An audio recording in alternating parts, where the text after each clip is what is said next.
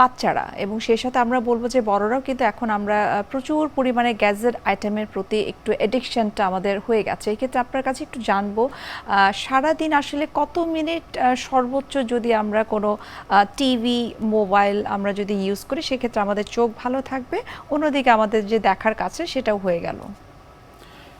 এটা তো ওইভাবে সীমাবদ্ধ করা যাবে না যে কতটুকু, কারণ এটা তো প্রয়োজন।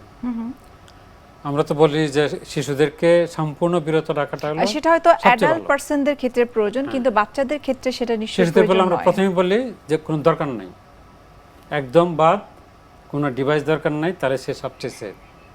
এখন হলো যে শিশু তো মানবে না। এখন অনেক সময় দেখা যায় যে স্কুলের পড়াশোনা অনেকটা টিভিতে ইয়েতে ডিভাইসে দিয়ে দিচ্ছে, তাহলে তো তাকে অ্যালাউ করতে হবে। তাহলে অ্যালাউ করতে হবে যেটা ন্যূনতম, যেটা এখন যদি আধা ঘন্টা হয় এটা ভালো, 2 ঘন্টার চেয়ে ভালো। আচ্ছা, এখন যদি 2 ঘন্টাই তার লাগে, যদি তার একাডেমিক পারপাসে 2 ঘন্টা সময় যদি তার লাগে, তাহলে কিন্তু অ্যালাউ করতে হবে। তাহলে তখন আমরা বলি যেটা সেটা ফ্র্যাকশন করে নেই। আচ্ছা, আধা ঘন্টা তারপরে ব্রেক, আধা ঘন্টা তারপরে ব্রেক, এভাবে করো। সেই জন্য একটা হলো ব্রেক দিয়ে, আর একটা হলো একটানা, এটাও একটা বিষয়, এটা খেয়াল রাখতে হবে। আচ্ছা, যে একটানা 20 থেকে 25 মিনিট, তার বেশি না। আর যেটা হলো যে প্রাপ্তবয়স্ক যারা, তারা তো ফিল করবে যখন ডিভাইস অনেকক্ষণ থাকে, তখন কিন্তু এটার একটা প্রতিক্রিয়া হয়, চোখে একটু সেন্সেশন হয়। যদি এরকম বোঝে যে তার সমস্যা হচ্ছে, আচ্ছা, তাহলে তো তাৎক্ষণিকভাবে এটাকে এখানে ব্রেক দিতে হবে।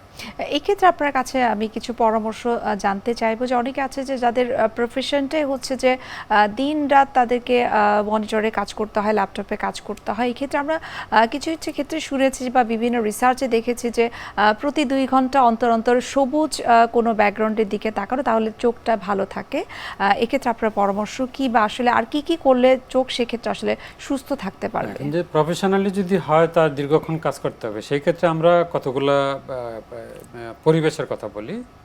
একটা হলো যে তার যে ল্যাপটপ বা কম্পিউটার এবং ওনার যে বসার যে অবস্থাটা, এটা একটু এই লেভেলের চেয়ে একটু উপরে, আচ্ছা, বা কাছাকাছি, কিন্তু এরকম না।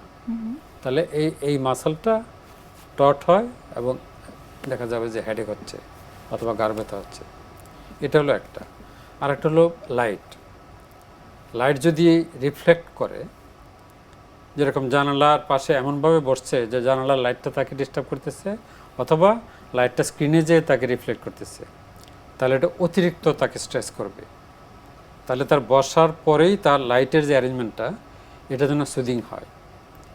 এরপর হলো স্ক্রিনটা যত বড় হবে, মোবাইলের স্ক্রিন যদি অপশান থাকে, তাহলে ল্যাপটপের স্ক্রিন, যদি অপশান থাকে তার ডেস্কটপের স্ক্রিন যত বড় হবে, তার ডিস্টেন্স যদি একটু সে বেশি নিতে পারে, তাহলে এটা মোর সুদিং হবে, তার স্ট্রেস মিনিমাইজড হবে।